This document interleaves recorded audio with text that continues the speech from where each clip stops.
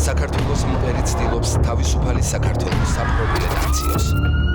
თუ ასე გაგრძელდა, ყველანი ამ ციხეში ვიქნებით. ყველა ციხეში სცენარის ასეთ განვითარებას ვარაუდობს ის ხალხი, ვინც უკვე თვეებია დაუღალავად იბრძვის დიქტატურის დამყარების წინააღმდეგ და ითხოვენ ევროპულ ქვეყანაში ცხოვრებას. იმისთვის, რომ ყველაზე პესიმისტური სცენარი არ ახდეს, საჭიროა პროტესტი. ამიტომ სამოქალაქო აქტივისტები 29 ივნისს გეგმავენ, რომ ქართულ ოცნებას კიდევ ერთხელ დაანახონ საკუთარი ძალა ქუჩიდან. ციხეში არიან გამოკეტილი პოლიტიკოსები, ექიმები, მასწავლებლები, ჟურნალისტები, პოეტები, მსახიობები, აქტივისტები, ქალები თუ კაცები. ის რაც დღეს ქვეყანაში ხდება, წყლის 2 წვეთი ვიდგავს საბჭოთა საქართველოს რეალობას. სწორედ ასე ებრძოდა სისტემა მაშინაც თავისუფლებისთვის მებრძოლ მოქალაქეებს.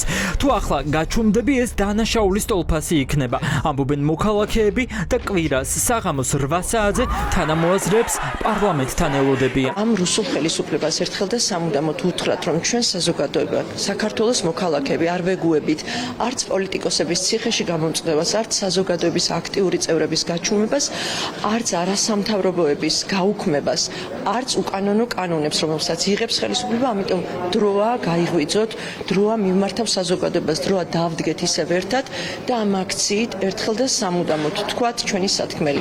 მანამ სანამ ყველას არ გაგაჩუმებენ, მანამ სანამ ყველანი ერთად არ აღმოჩნდებით ციხეში. ჩვენი რუსთავაზე მისვლა და დადგომა არის ის მინიმუმი, რისი გაკეთებაც ამ ქვეყანაში ჯერ კიდევ შესაძლებელია.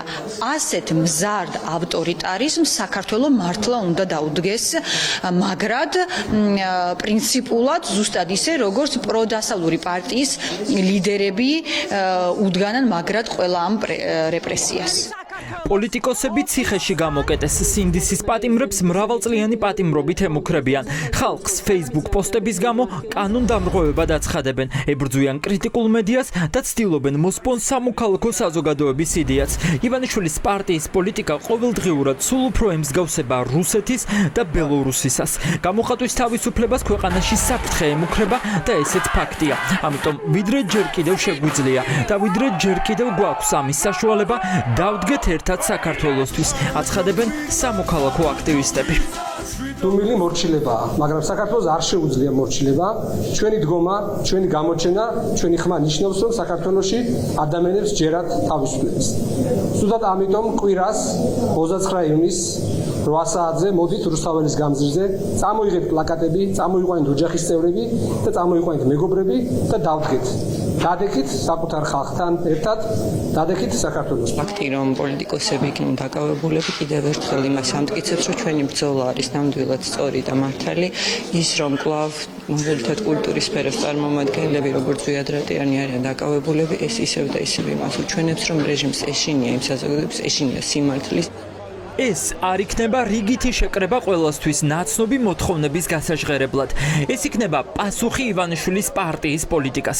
ფაქტია, რომ ქართული ოცნება საზოგადოებაში ნიჰილიზმის გაღვივებას და შიშის დამკვიდრებას ცდილობს. ამიტომ ევროპული მომავლის მცველებს მიაჩნიათ, რომ ხალხმა ივანიშვილის პარტიის დაანონსებულ რეპრესიებს ერთიანობა, სიძლიერე და სიმტკიცე უნდა დაუპირისპირონ. არ შევეგუებით არც ევროინტეგრაციის გზიდან გადახვევას, არ შევეგუებით არც ამ რეპრესიულ კანონებს და არ შევეგუებით იმ უსამართლობას, რამაც დაისადგურა ჩვენს ქვეყანაში ბოლო პერიოდის განმავლობაში. პროტესტი როგორც კი შეწყდება, რეჟიმი უფრო კაფიო შეტევაზე გადმოვა და ის ადამიანები, ვინც ახლა თავისუფლებაზე ვართ, ისინი ციხეში აღმოჩნდებით საბოლოოდ. შესაბამისად, პირველ რიგში თავისუფლებისთვის უნდა ვიბრძოლოთ, ზოგადად ხო თავისუფლებისთვის ვიბრძვით და შემდეგ იმ იდეისთვის, რასაც ქვია ევროკავშირში ინტეგრაცია. 29 ივნისს საღამოს 8 საათზე ქართული ოცნების და რეპრესიების მოწინააღმდეგეებს რუსთაველის გამზირზე დაელოდებიან. ეს სწორედ ის ადგილია, სადაც საქართველოს მოქალაქეები მთავარ ბრძოლებს იგებენ. ხალხი ამბობს, რომ ახლა ისტორიის ერთ-ერთი გადამწყვეტი მომენტია. ციხეებიდან გამოსახსნელი პატიმრების რიცხვი ყოველდღიურად იზრდება. ამიტომ ბრძოლა უნდა იყოს უკომპრომისო, აცხადებენ სამოქალაქო აქტივისტები.